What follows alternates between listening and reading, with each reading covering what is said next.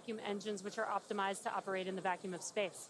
The ship is designed for vertical takeoff and landing on any hard surface, like the surface of the moon. The ship is also outfitted with 4 flaps to help aerodynamically control the vehicle's attitude during atmospheric flight and enable a precision landing. To reach full reusability, ship must survive entry not just once, but over and over again.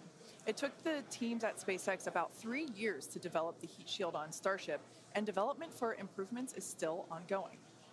The ship's heat shield is composed of 18,000 hexagonal ceramic tiles designed to insulate the vehicle during atmospheric entry, where temperatures can be as high as 2,600 degrees Fahrenheit.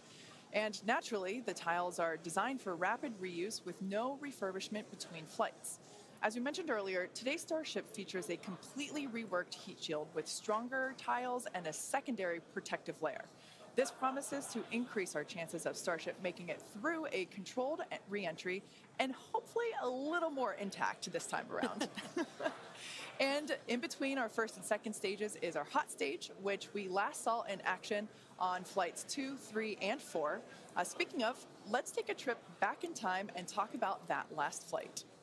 On June 6th, Starship successfully lifted off at 7:50 a.m. Central Time from Starbase, Texas, cleared the launch tower, and went on to accomplish several major milestones and firsts.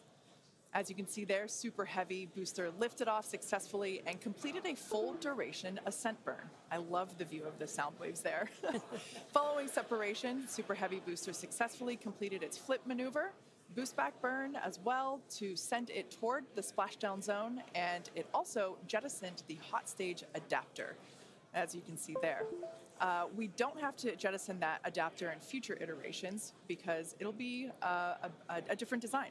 Now, as you can see here, the booster is returning back to Earth using those hypersonic grid fins to steer it towards a precise landing in the Gulf of Mexico. The footage that we have coming up here, there it is from the buoy. I still remember seeing this on X for the first time, and it was so incredible to see that booster coming down, ending its flight with a soft splashdown 7 minutes and 24 seconds into the flight, and the crowd went wild. And so did we. Starship's 6 second-stage Raptor engine successfully powered the vehicle to space and placed it on a trajectory that would re-enter less than 1 orbit later over the Indian Ocean. And following a coast phase in space, Starship re-entered the Earth's atmosphere, successfully making it through the phases of peak heating and max aerodynamic pressure, and demonstrating the ability to control the vehicle using its flaps while descending through the atmosphere at hypersonic speeds. And of course, Starlink on Starship once again enabled real-time telemetry and live high-definition video throughout every phase of entry, with external cameras providing views all the way to the flight's conclusion. Flight 4 ended with Starship, with, again, the crowd going bonkers, with Starship igniting its 3 center Raptor engines and executing the first flip maneuver and landing burn that we had seen since our high-altitude campaign. And that was followed by a soft splashdown of the ship in the Indian Ocean 1 hour and 6 minutes later.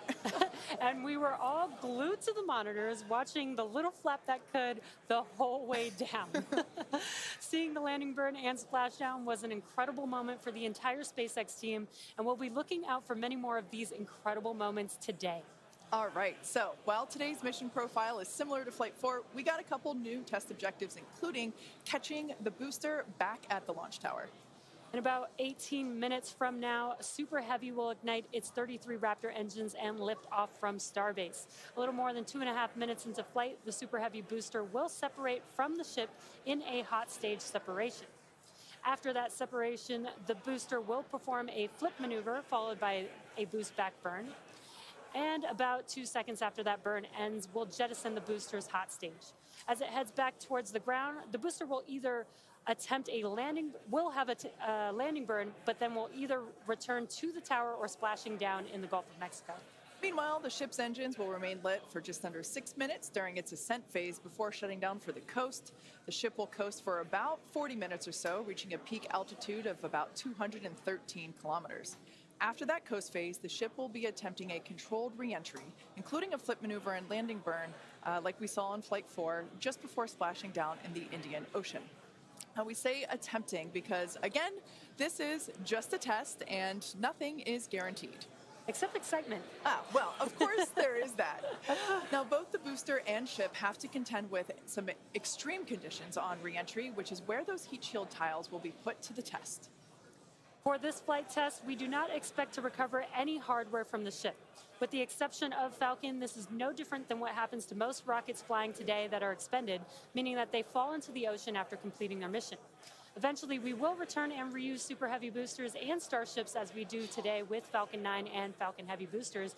And in fact, we've landed Falcon boosters 352 times to date. Oh, man, I hear you say that number, and that is just wild. I still remember the night, or at least most of the night, that Falcon landed for the first time, and it still feels like yesterday. Yeah, definitely one of my favorite moments at SpaceX.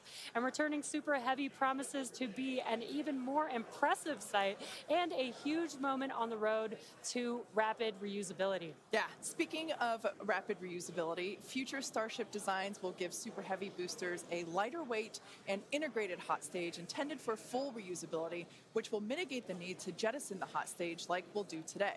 Similarly, even though ship recovery is not expected, the telemetry and data we receive all the way to the end is what we're what we're looking for, and is what will get us to a rapidly reusable Starship of the future. Yeah, exactly. In other words, just like previous Starship flights, the payload for this mission is the data. All right.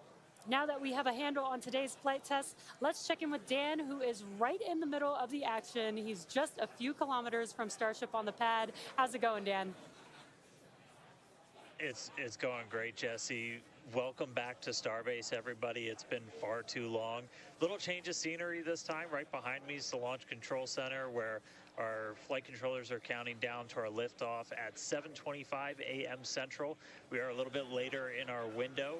The main reason is we're working to clear out the range. Have not been tracking any technical issues so far to preclude that launch. So 7:25 a.m. Central, 12:25 UTC is what we're marching down to. As you can see, we're actively loading propellants on board Super Heavy and Starship. Liquid methane for your fuel, liquid oxygen for the oxidizer. Prop load on the ship started at about T-minus 49 minutes, booster at T-minus 40 minutes. We're going to keep loading propellants on those vehicles right down to the wire. Ship will close out at about 3 minutes and 20 seconds before T0, and then booster just about 30 seconds later. Now, with our startup sequence, it's going to look very similar to what you saw on Flight 4. We already tested it with this booster and its static fire. We're going to see the Raptors start to make fire at about T-minus 3 seconds, and then we'll start them up in 3 different banks. The first inner 13 will fire, and then about a second later, 15 of the outer ring engines, and then about 0.8 of a second after that, those final 5. Another reminder, if we need to hold, we have a built-in spot at T-minus 40 seconds. We can hold for stuff like if we need to finish clearing the range or if any other technical issues pop up, just kind of in the last second. But if there's nothing holding us back, we're going to go right past that and go down to 0. So, I mean, as of right now, we're just under 14 minutes away from liftoff, not working any technical issues. Range is expected to clear. We're just clearing out a few more boats. And as you can see, the weather is perfect. We had a 100% go for launch from the weather officer, so that was pretty unprecedented and something we really like to hear. If we're not able to go today, since we are loading prop, it would likely be about 48 hours before our next attempt. But good thing we're going to launch today. Really looking forward to being able to turn around and see it this time, counting down to 7:25 a.m. Central. And I'll see you guys in a couple of minutes. I'll send it back to you in Hawthorne. Thanks, Dan. Now, one of the most exciting objectives for Flight 5 today is attempting to return the booster to the launch site that you see right there, and it will be caught by the tower. We refer to this simply as booster catch. As you've heard us say, Starship and Super Heavy are designed to be rapidly reused, which is why we've developed a novel way of returning the vehicles that leverages the same hardware we use for stacking ahead of flight. Right now, when we recover our Falcon boosters, they either return to a separate landing zone on land or to a drone ship in the ocean, both of which require time to transport the vehicle back to the launch site. In order for us to achieve truly rapid reusability, we need a quicker turnaround. And you can't get much faster than returning the launch vehicle right back to the launch site where it needs to be in order to launch again. For today's booster catch attempt, while there are thousands of criteria that need to be met, there are 3 primary gates that will be in play. In order to proceed, automated checks have to indicate we have a healthy booster and a healthy tower, and the flight director must issue a manual command, which is informed by manual checks from the flight control team.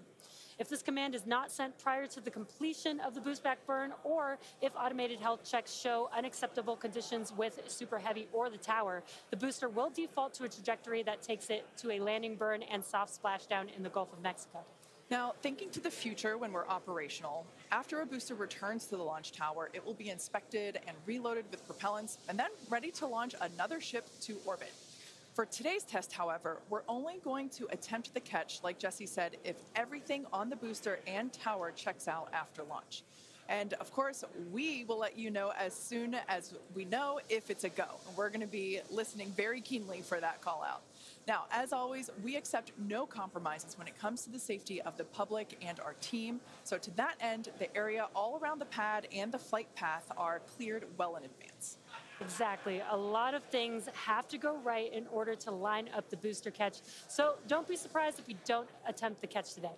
Either way, today's flight will generate data that will continue to inform our future flights and help us get to that operational cadence. Yeah. Oh, you can't forget what else it will generate. Are you thinking what I'm thinking? I mean, I was going to say a sonic boom. Oh, I was going to say excitement, but that's a really good reminder.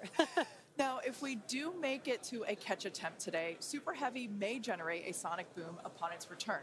And that's basically a brief thunder-like noise that we hear when an aircraft or other object travels faster than the speed of sound. Anyone that has been in the area for a Falcon 9 land landing in Florida or California, or even some space shuttle landings, may have heard one of these. Generally, the only impact in those surrounding areas of a sonic boom is the brief noise, with variables like weather and distance impacting if or how the sonic boom is heard. Here's a brief look at how these sonic booms look and sound on Falcon. I know a lot of people will be excited when they hear the sonic boom. And these are going to provide quite a show because you're going to hear those sonic booms.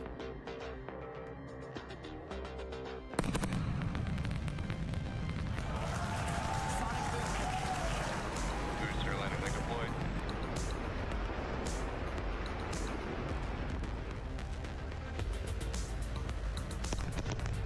That sonic boom is great for us. That thunderclap broke the sound barrier.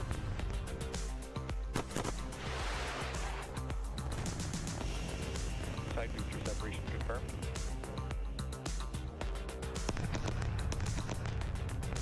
Just heard the 2 sonic booms here in the room. Booster landing confirmed.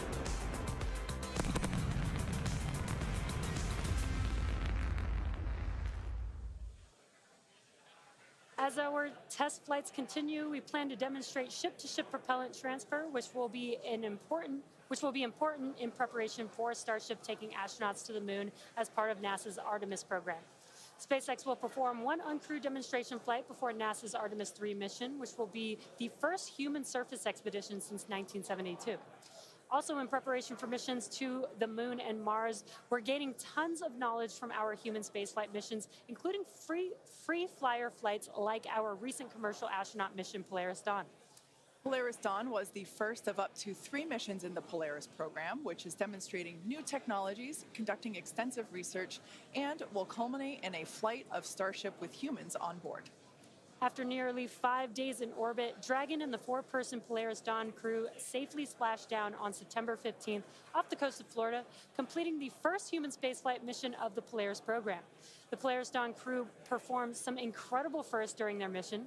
Dragon and the crew reached 1,408.1 kilometers, the highest Earth orbit ever flown, and the farthest humans have been from our planet since the Apollo program. The crew also performed the first ever commercial EVA, or extravehicular activity. And as you can see there, they were wearing the new EVA suits that we developed here in-house. This was an incredible moment to see Jared and then later Sarah emerge and perform this EVA with Earth behind.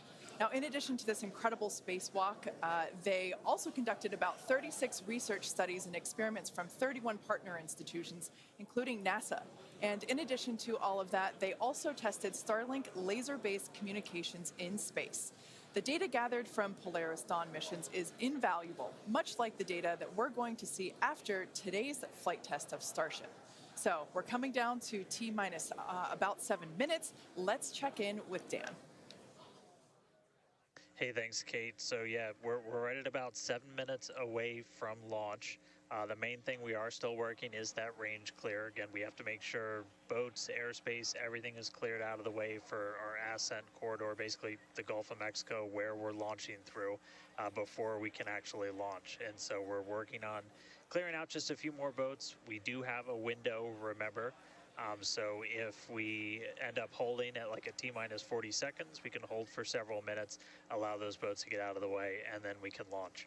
Our window is from 7 to 7:30 Central, so we don't have a huge amount of time today, but we do have some margin if we need to work with it to still get off the ground today. For now, though, we're coming up on finishing prop load on both vehicles. Header tanks are pretty much topped out on the ship. Those are going to be used for its landing burn. And again, we're going to be closing out all of the prop load at about T-minus 3 minutes, 20 seconds for the ship, and then just 30 seconds later for booster. One kind of cool thing to talk about, so the folks in launch control behind me, after liftoff, they're going to have some pretty special tasks today if we're going to go through with the catch. They're going to be doing some really detailed inspections just visually of all of the different tower systems, a lot of those things that we upgraded, just to make sure that we are in the right posture to actually proceed with the catch. So they'll be working kind of fast and furious behind the scenes to inform the flight director's manual command to send the booster back. So if we hear that command being sent, that's going to be just the roof's going to come off. That's going to be a really exciting moment. So otherwise, if we don't go today, as you guys talked about, there is a chance, and if we don't send the booster back, we'll do a landing burn and a splashdown in the Gulf. And then that's just another landing burn to gather more data, learn more lessons from, and then we'll come back and try the catch again on the next one. But as of right now, we're coming up on 5 minutes. There is a chance that we'll hold or extend into the end of our window, so don't be surprised if that ends up happening. But if those boats do get out of the way, we are just about 5 minutes away from launch. So I'll check back in just a moment, but back over to you, Kate and Jesse. Thanks, Dan. Our rapid iterative development approach has been the basis for all of SpaceX's major innovative advancements, including Falcon, Dragon, and Starlink.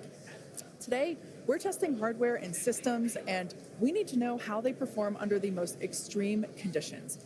We'd much rather find the bugs now during testing than later on when there's more on the line. And to reiterate, while we do determine an acceptable level of technical risk on our vehicle and pad in order to learn as fast as possible, we accept no compromises when it comes to the safety of the public or our team. So that is to say, this is only the 5th of many future flight tests of Starship before it becomes fully operational. You might remember the Starlink panels that are incorporated into Starship, and you can see them there on your screen, those rectangular panels on Starship's nose cone. Starlink brings us the epic views in space and on re-entry, and also helps deliver us the critical flight data engineers need to continue development. In addition to enabling our rapid iteration on Starship, Starlink is also enabling life-saving communication here on Earth. SpaceX is sending tens of thousands of Starlink kits in response to Hurricanes Helene and Milton, and providing free service through the end of the year to support recovery efforts. The Starlink team also worked with T-Mobile to activate our direct-to-cell satellites to provide basic texting on T-Mobile and emergency alerts for all phones and carriers of those in affected areas. If a phone connects to a Starlink satellite, it will have 1 to 2 bars of signal and show T-Mobile SpaceX in the network name. SpaceX's direct-to-cell constellation has not been fully deployed, so these services are being delivered on a best-effort basis. Starlink is enabling life-saving communication here on Earth and continues to help us push the limits in space. In the short term, by providing great views and real-time data on our next few flights, particularly through reentry, which historically is a blackout period for all communications.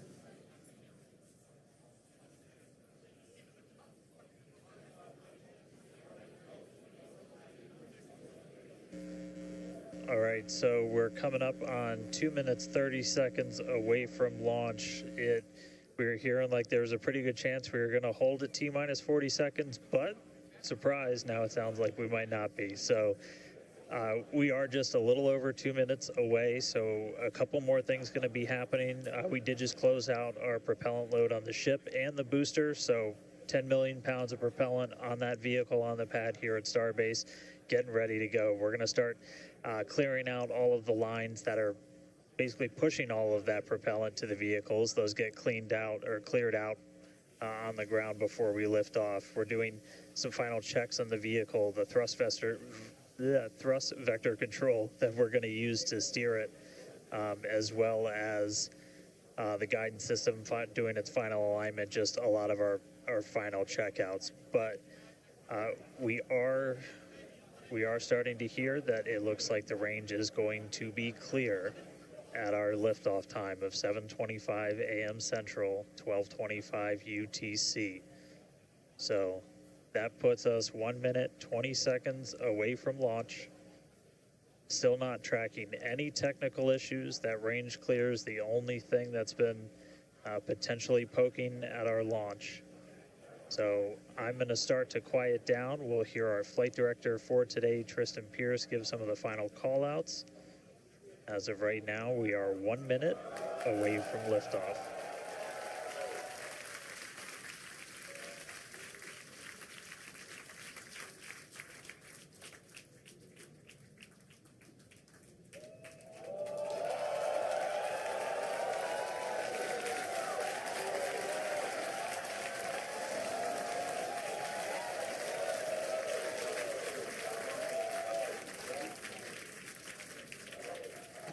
Flight directors go for launch.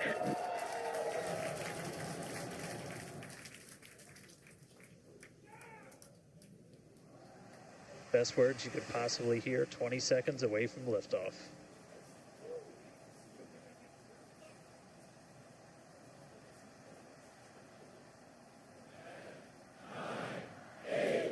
T minus 5, 4, 3, 2, 1.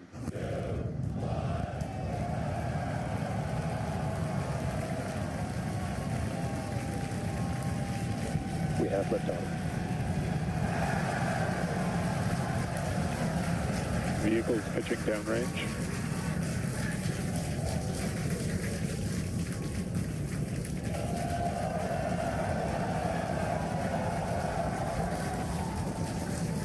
Booster after chamber pressure nominal.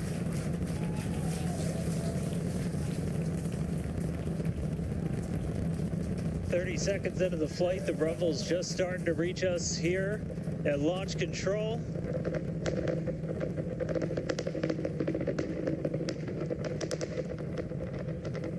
Booster and ship, avionics power, telemetry nominal. 33 Raptor engines.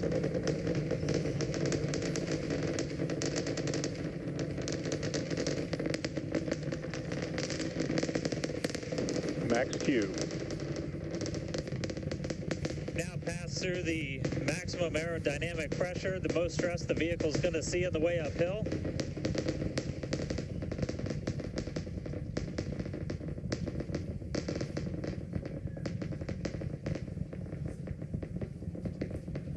All right, our next major milestone coming up, it's going to be hot staging. We're going to see the engines ignite on ship to push it away from the booster.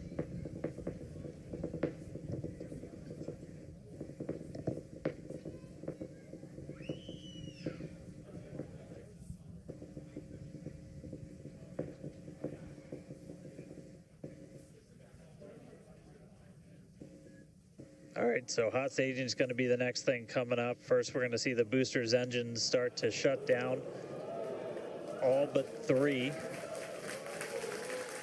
We're going to do what's called most engines cut off instead of main engine cut off, because 3 are going to keep going, and then we're going to see the engines on ship ignite.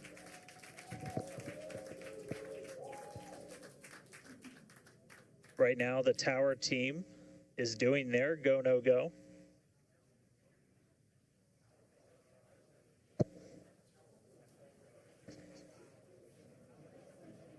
And we might hear some really good words soon, too. All right. Can still see it up behind me. That is one of the most gorgeous things I've ever seen in my entire life. Coming up on hot staging next.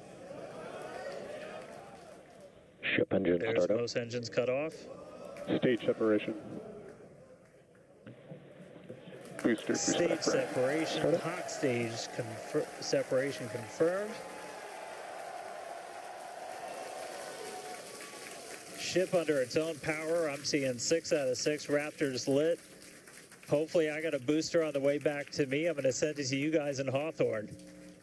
Oh man, that was absolutely incredible. I loved how the crowd Chamber pressure is nominal. Crowd here in Hawthorne all went ooh at that first view of the blue flames from the booster. As you can see there, first stage currently performing, or excuse me, is now making its way back to the launch site. Again, we are Ship avionics power and telemetry nominal. the booster and the tower are both performing automated checks to make sure we are go for the booster to return to the launch pad for that catch. And once those are complete, the flight director... Booster, boost back burn, shutdown. Flight directors go for booster return. And we did hear that the tower is go for catch. So that was one of the big criteria we were looking for. This view We'll here... wait to hear that the go for catch has been sent. Beautiful view here from the ship. And so exciting to hear that we got a go for booster catch. That means it's going to be a really exciting morning. Again, the booster is making its way back towards now land in order to make that catch attempt in the tower. So incredible to see these views. You can see the ship on the right-hand side of your screen. All 6 Raptor engines are under full power.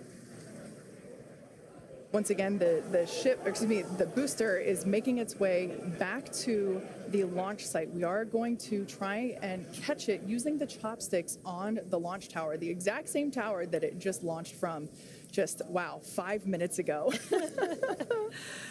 Yeah, and the booster... Starship on nominal trajectory. I can confirm the command was sent for the booster to come back. That is incredible. So I'm looking up right now. It's pretty much right overhead of us, and we can see it starting to come down.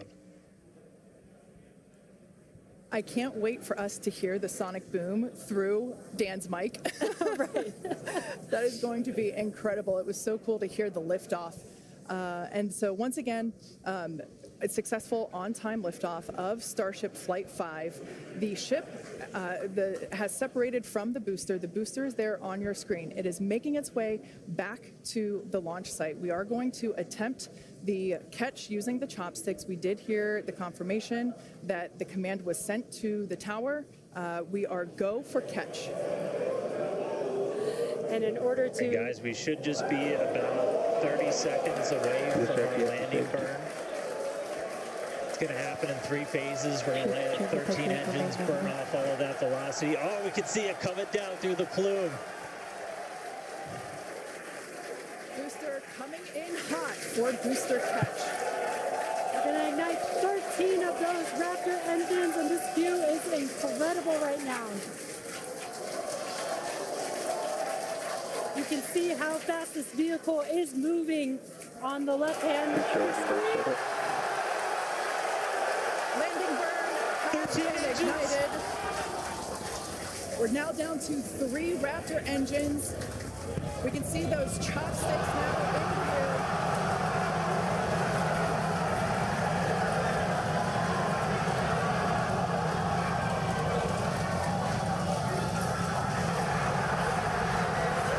Booster landing burn shutdown. Megadilla has caught the booster.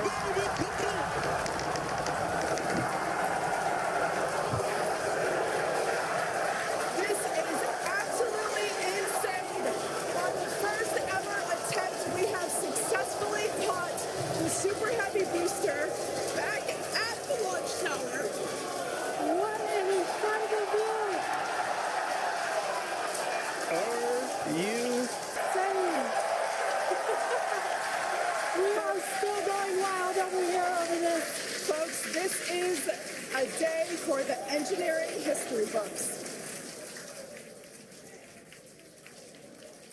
This is a live view of the Super Heavy booster as it has just been successfully caught back at the very same launch tower that it just came from. Dan, I love this. You are reflecting exactly what everybody else here in Hawthorne, except maybe a little bit more because you got to see it with your own eyes. How was that? We got it. I mean, I can't even describe that. Oh, by the way, ship, main engine cut off, ship's in orbit, but I am like shaking right now. That was. Yeah, this is not, Yeah, I mean, let's check in on ship. It's hard to believe that. Starship nominal orbit insertion. All right, exciting news there. It's hard to believe that, booster isn't the only excitement that we have today. Just confirmation there, a gorgeous view of planet Earth behind the ship. Safe. And it is now in the orbit that we expected it to. This is just an incredible day. Live views there as the booster vents some pressures there. That is a live view from the top of the tower looking at the chopsticks. I am still in disbelief. I'm trying to catch my tears just like the chopsticks caught the booster. It has been nonstop since liftoff. And we are all so excited about everything that's been happening so far this morning. With the booster having completed its job for today, we are going to take a short break for the next 30 minutes. We'll return back at T plus 40 minutes while the ship continues to coast before re-entry. Oh man, and as with previous flights, Starlink may actually enable us to talk with the ship through re-entry with no communication blackout. We of course are still testing Starlink during this phase of flight, so nothing is certain, but if we do have views, we'll be sure to bring those to you live. Views or no views, we'll see you back here at T plus 40 minutes for coverage of Starship's re-entry, flip maneuver, landing burn, and splashdown.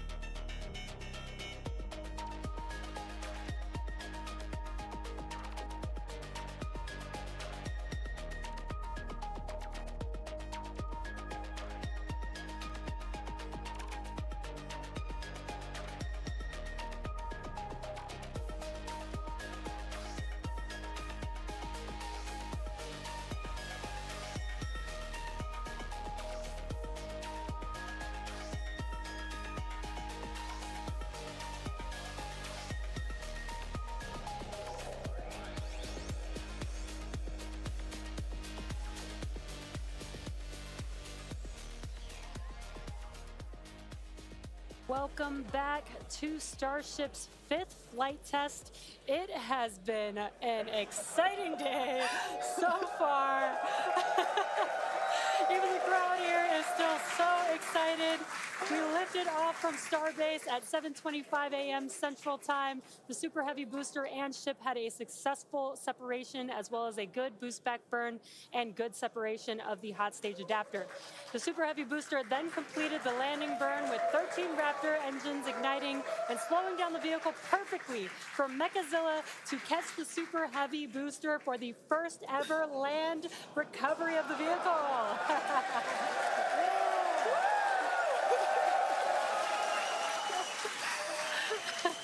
Now, it is insane to think that we're not done yet. We still have, in about 48 minutes, the ship will re-enter. The flap, all the flaps that will today, not that could. The ship will re-enter the Earth's atmosphere. Now, as a reminder, one of the main goals of today's test flight is for the ship to make it through the extreme heat of re-entry and to do so in a controlled manner. We learned a lot about this phase during Flight 4 and, as a result, completely reworked the heat shield, but more on all that in just a minute. Now, re-entry is typically a portion of flight where we don't have communications with the spacecraft because re-entering, it'll be re-entering at about 8 kilometers per second, or about 5 miles per second of roughly orbital velocity. Now, those speeds, the spacecraft moving through the atmosphere results in friction and creates a plasma field around the vehicle. We saw this in action on Flight 4 thanks to Starlink, and wow, it was able to give us data, not just awesome video, but also data in real time as we're going through re-entry. I mean, this is something that throughout the history of spaceflight just hasn't been possible. And this is an environment that is so unforgiving, so hard to model, so hard to understand. And for the first time ever, we're able to literally watch as it unfolds in real time, get that data in real time. And we're able to do that with Starlink. And it's great for us because we get to see something. We get to see the greatest light show on the planet or off the planet. But what it means for this program, we're able to learn tremendous amounts about our heat shield, our angle of attack, everything that we're doing as we're coming in through the atmosphere at hypersonic speeds.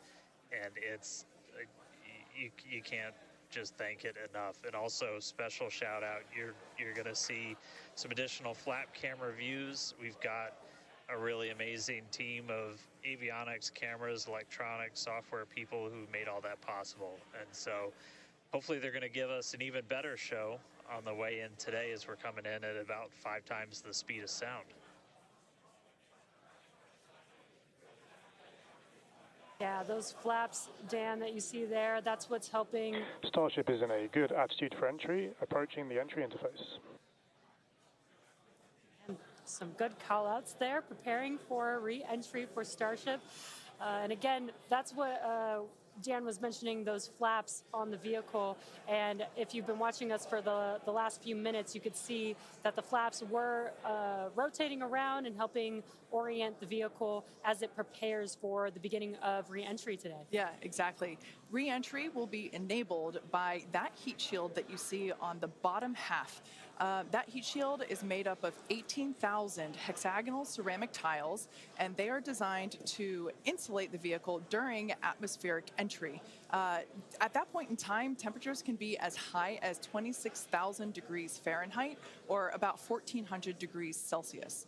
The design itself also permits for rapid reuse with no refurbishment between the flights. And fun fact that I think is just incredible in terms of scale, but the heat shield alone on the ship has a total mass of 10.5 tons, which is crazy because these things are really lightweight.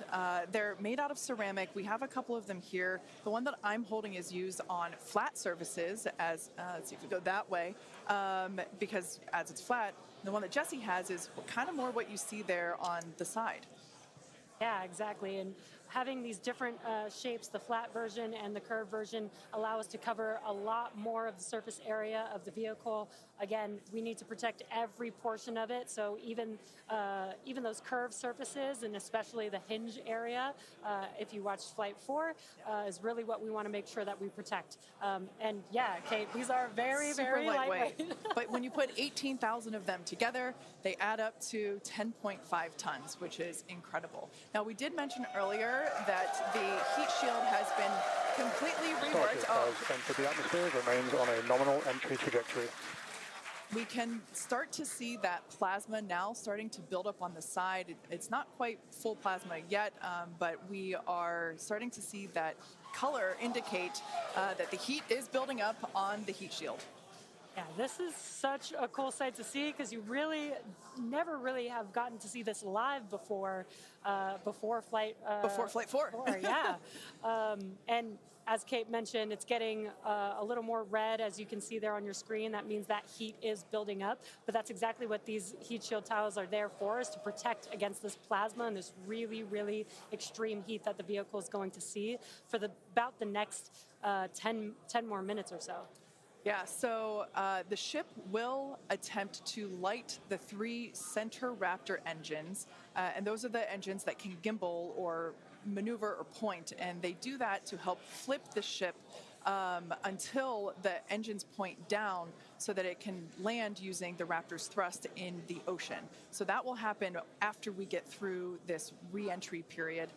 Again, now starting to see, and we also might start to see the flaps actuate a little bit here as the vehicle controls its roll during re-entry. That was one of the main learning points from Flight 3, was the roll control didn't work quite as well as we wanted it to. We learned that we needed some redundancies, so we added more roll control thrusters, and we'll see those in action as well today, as that was a Flight 3 learning that worked better on Flight 4 and still enabling that same design today. Yeah. Starship has passed through 85 kilometers altitude. Flaps now have control of the vehicle. Great call out, as Kate mentioned, the flaps are controlling the attitude of the vehicle. And I love these views because it looks so calm. Everything is relative, right? So relative to this camera on the ship, it looks so calm and smooth, but the vehicle is traveling extremely fast. You can see the speed on the bottom right-hand corner of your screen. Starship is designed to land on Mars where there are no runways or other humans to help out. So we also want rapid reusability. So we're doing propulsive landing instead of a more traditional means like parachutes. And so we will use the engines on this vehicle to help slow the vehicle down for a vertical landing. Yeah. Now, entry is going to basically happen in 5 phases. The first is low drag, that lasts for about 3 minutes. Next is high heating, and that beginning when heating increases above the heat rate breakup limit. That lasts for about 10 minutes. We then have high dynamic pressure. Starship will continue to slow down and experience increased aerodynamic loads during that phase. And that will happen before reaching Mach 1, about a minute after. Starship is approaching the peak heating phase of entry, remains on a nominal trajectory. Okay, so that was phase 2 that he just called out, that I was mentioning. After peak heating is that dynamic pressure around Mach 1, and that will last about a minute after leaving the hypersonic area, and then we go into subsonic, and then, of course, landing burn. Wow, what an incredible view. The colors are so amazing, and the colors actually also tell you a little bit about the temperature that the vehicle is seeing as well. So I think that's pretty cool that we get this amazing live visual. Speaking of live visual, the flap, we have more views, more cameras on board Starship, as Dan mentioned a few minutes ago. We are hoping that all 4 flaps will stay more intact than they did last time. We did make some changes to the design in order to help enable this. Starship is now experiencing peak heating, remains on a nominal entry trajectory. Great news there that Starship is continuing along the path that we intended it to fly. You can keep track with how fast it's going and how high it is above Earth using the display that is there on the bottom right-hand side of your screen. And guys, this this is where we're really going to see a lot of those improvements from Flight 4 really come into action. Is you guys kind of talked about, so it's called the static arrow. Those are kind of the poke out points on the flaps. Those get exposed to some pretty extreme heat environments, and so we added some additional, basically made it a lot more robust for the thermal protection there. And we learned not just from visuals and stuff like that. We had those missing tile tests on Flight 4 where we intentionally left some out, kept in some backup layers. They're called ablatives, which means they just gradually melt away to help dissipate the heat. And we've got an entire layer of ablative underneath the tiles on this Starship today. So even if you get a gap in a tile or a tile is broken, anything like that, we've got essentially backup options. And what we're really trying to do today is do an on-target landing. As we lost the flaps, you lose a lot of your control, and so we didn't land right on target last flight. This time we're trying to really nail the target within just tens of meters, and that'll just be a really huge step on feeling like we're closer to bringing a ship back. Obviously, there's a lot of work before we get there, but we just caught a booster. We're going to start looking real soon at when we can catch a ship. So the view on your left is as a helicopter passes by Dan, bound at Starbase.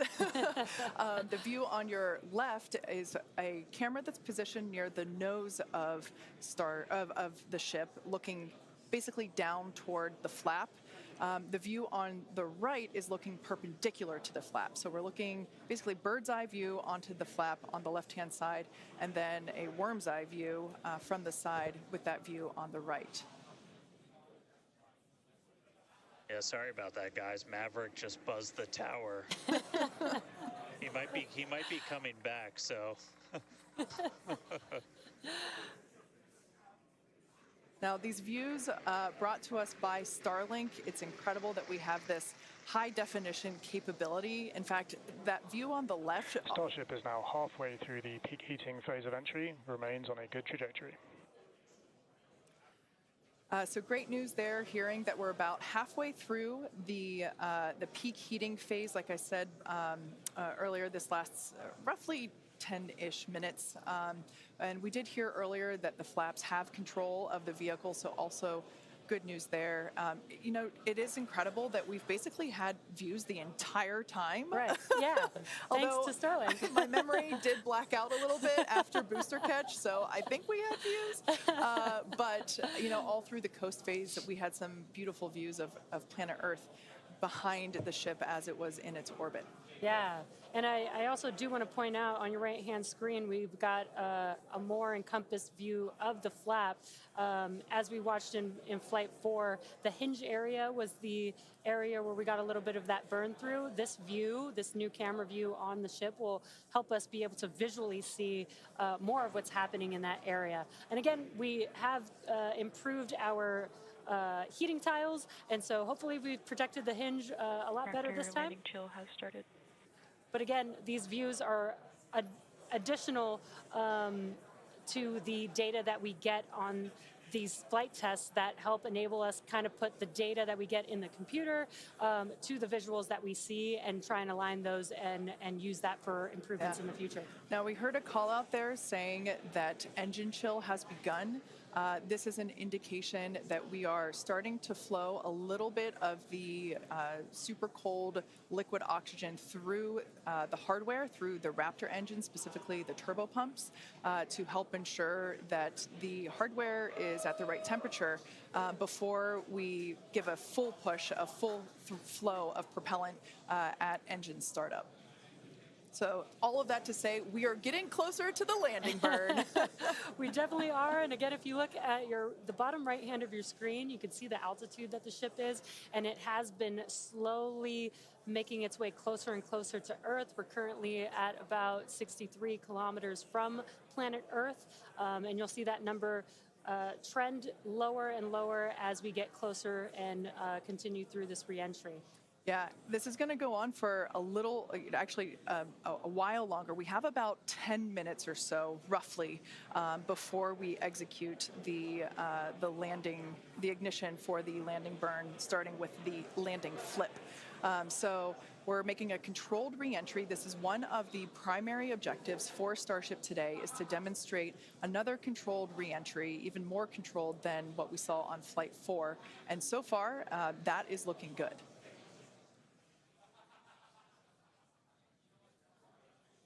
And then as we start to really get lower, we're going to start seeing the atmosphere's effects start to take place, and that's when we'll be dropping our speed down closer to the speed of sound. You'll see the flaps start to maneuver. We were able to do a landing burn on Flight 4, which kind of caught all of us off guard. It was pretty incredible after seeing the flaps survive through. And we're going to try and do another one on this flight today. We tweaked it a little bit, so we're going to try and splash down at a little bit of a gentler angle this time, instead of just kind of hit the water and fall over.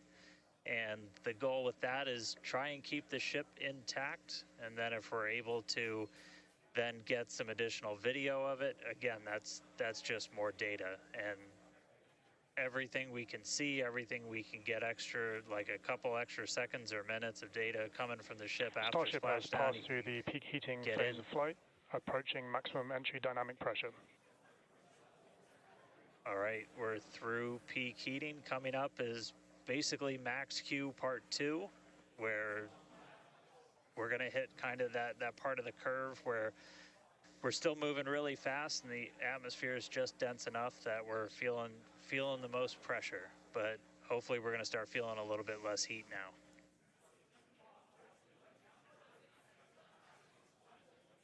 Looks like we got more views of each of the flaps on the ship as it's making its way back down to Earth. And we did pass through peak heating and still got really good views throughout that whole period. Typically during the highest heat on the vehicle, we tend to build up a lot of plasma, and that's typically when we would lose, connection or views of the vehicle. But again, with Starlink, we were able to get some live views throughout that entire process there.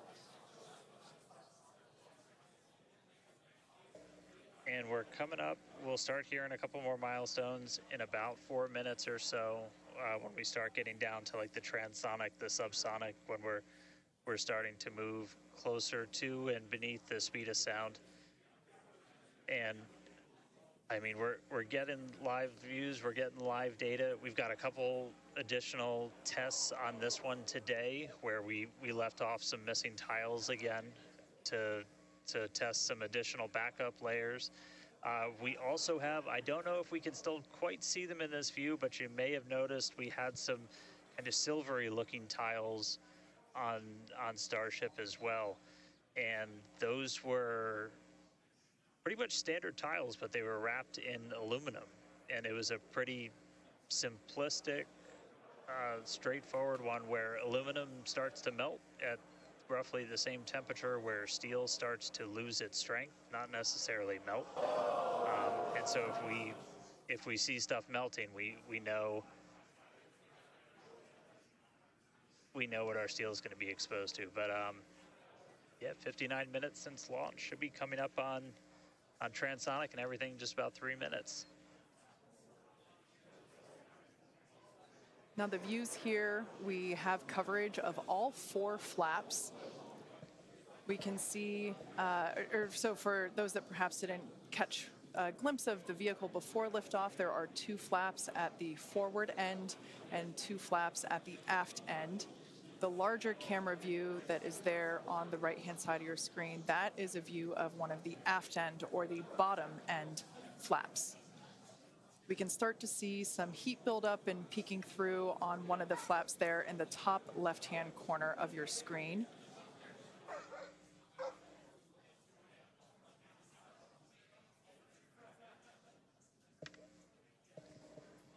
Once again, Starship now at T+1 hour and 9 seconds into its flight today, re-entering the Earth's atmosphere.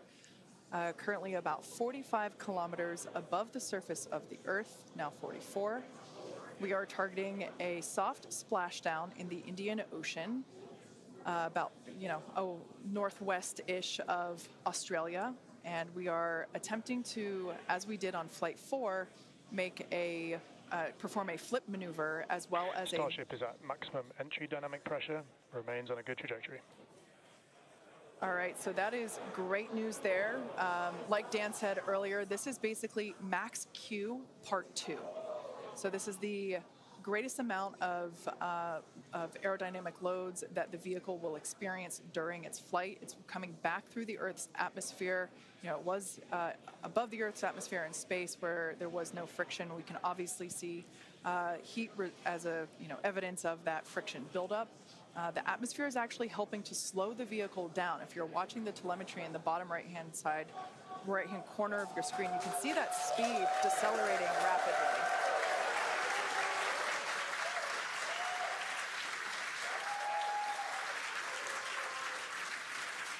Now, the 4 flaps on the ship help steer the vehicle, and one of the main objectives for the ship today is to demonstrate controlled re-entry during this phase of flight, this re-entry phase. Yeah, and we have 6 engines on ship, but we only need 3 of them, the 3 sea-level engines. We will have that flip maneuver happen very close to touching down for splashdown. We'll do that flip maneuver, ignite those engines, slow the vehicle down immediately, and then hopefully have what we call a soft splashdown in the water. It's probably going to feel a little bit harder on the top of the surface of the water, but it'll look pretty gentle. Yeah, and like we said earlier, we hope to have some more views, even of that phase of the flight. So fingers crossed that we can bring those to you. We are hoping to splash down softer than we did last time on Flight 4. Right now, Starship continuing to make its descent back to planet Earth. Starship is at Mach 2, remains on a good trajectory. All right, great news there. That tells us that the vehicle is traveling twice the speed of sound. So we will then, the next call out that we'll hear is that it is, traveling about the speed of sound. And then we will hear a call out that that will be the call out that it is transonic. And then we will hear another call out saying that it is subsonic, meaning going slower than the speed of sound. Starship is transonic. There it is. So at this point in time, we say transonic because certain parts of the vehicle, like the flap that you see on your screen, might be experiencing airflow faster than the speed of sound, while other parts of the ship may be experiencing airflow. Starship is in the subsonic belly flop. All right, so now the entire vehicle is traveling slower than the speed of sound, so subsonic. The crowd here at Mission Control Hawthorne also getting excited, just like us. We're awaiting a water landing. We are going to reignite the 3 engines to perform that flip maneuver, and we're basically about a minute and a half, away from the landing flip. Yeah, the crowd's getting excited here as we get closer and closer to splashdown. Again, just about a minute away from the expected splashdown, so we should see a lot happening coming up here shortly. We're currently having a view of one of the flaps, and it is a little bit dark on your screen, but hopefully we'll get some good views of the ship as it makes that flip maneuver and touchdown for splashdown. Yeah, yeah, guys, we saw that speed drop like a rock. So we're doing a belly flip right now, or a belly flop right now. That's what's kind of, if you saw the high altitude campaign, that's the unique thing about how Starship comes back. So we've bled off pretty much all of the speed we're going to. We're essentially at terminal velocity. Starship is at 5 kilometers altitude, remains on target. 5 to go, coming up soon, landing burn.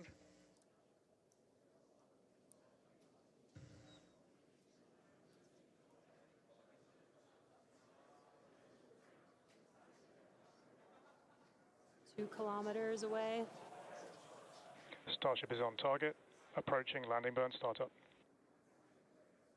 So keep an eye on the bottom right-hand side of your screen as well. That will be the indicator when the Raptor engines ignite, if we are unable to see that illumination ourselves.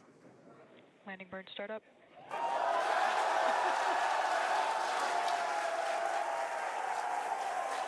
What a cool view of the reflection of that landing burn. You can see the water just behind the ship.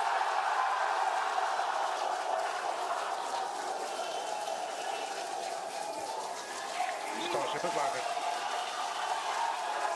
An incredible view. I think it is safe to say we have a ship in the water. Touchdown! That is a live view from the ocean surface. What an incredible end to Starship's journey. A live view from a buoy that we had out at the landing zone. An incredible view of ship landing just about on target as they were calling out. That was amazing. And we were not intending to recover any of the ship's hardware, so that was the best ending that we could have hoped for.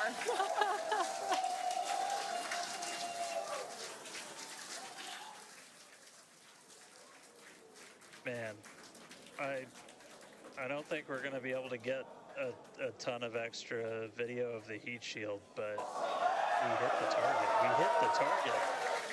Yeah.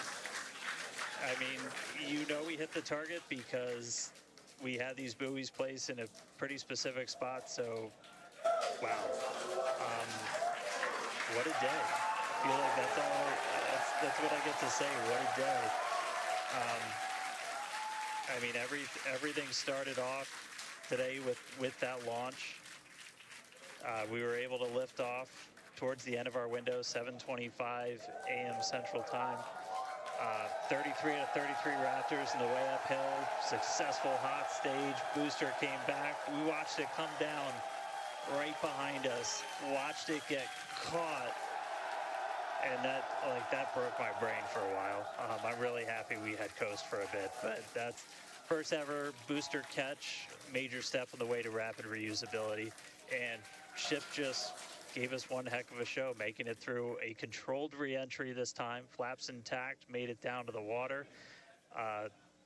Hey, starships were meant to fly, and it sure as hell flew today. So let's get ready for the next one. Over to you guys. They were meant to fly, and they were also meant to be caught by Mechazilla. Yeah. It's been such an incredible day today. Congratulations to our teammates and to everyone who supported the Starship program. And thank you to all of our future customers for your support. And we'll also like to thank the people of Cameron County, Texas, as well as the Coast Guard, the Federal Aviation Administration, the Government of Mexico, and the Australian Space Agency. Now be sure to follow SpaceX on X for more updates on today's test flight and of course for future Starship news. Today was amazing, but the SpaceX action isn't over yet. Soon Falcon Heavy will launch NASA's Europa Clipper, and we're also going to be returning Dragon back to Earth with NASA's Crew 8 astronauts.